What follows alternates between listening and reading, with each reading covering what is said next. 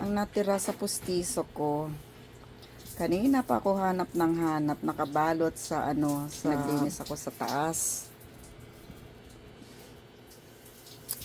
Alam ko na nilagay ko sa tissue paper, nilagay ko dito sa bag dun sa taas.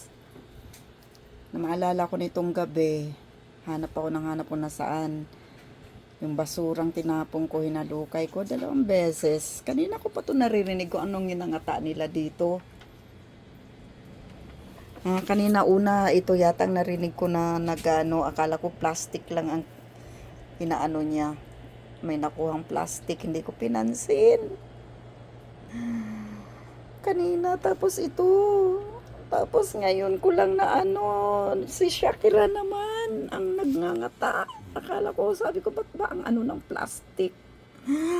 Aray ko po, ang aking pustiso, ayan na. Ala na.